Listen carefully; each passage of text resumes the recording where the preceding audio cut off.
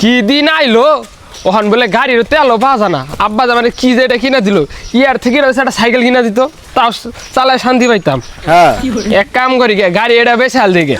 আরে ওখানে গেছে গোসল দেন 1 মাস ধরে। আব্বা কেছে কি গাড়ি কিনা দিছ? গাড়ির তেল থাকে না, বাজারে তেল নাই। গাড়ি চালাইলে তো গাড়ি তেল থাকবই না। হারাটা দিন তুই চুটু করে কুম্পি করস, বাইক তো তোর একটা সুম পাওয়া যায় না। গাড়ি কি ঘরে বসে গাড়ি কিনছো তুমি? গাড়ি কিনছো, গাড়ি চালাম না এটা। দেখছো হারাম দাদার কাহিনী দেখছো? তোর গাড়ি চালাবার গেছি তাই না, হারা দিন ভরে গাড়ি চালাবার গেছি, তেলের দাম তুই তেল পাবি কোন এখন? এই কথা তো কবা নি, আমি তোমার আইছি আব্বা, আমি একখান তেলের সন্ধান পাইছি। তেলের সন্ধান পাইছ? সারাম দাদা দাইরা ফলাই কি কাম একটা কইরা বইল নি, খনিড় নি পাইল নি। তাহলে বাবা তেলের সন্ধান কোন পাইছ, খনিড় নি পাইল নি? না আব্বা, তেলের খনি ঠনি পাই নাই তো, ওই বাজারে তেল ব্যস্ত আছে, এটা কবা নি তোমার আইছি। তেল বাস্তা আমি কি করবো মনে করলাম, কি কইলো কি দাদার তেল নাই গা।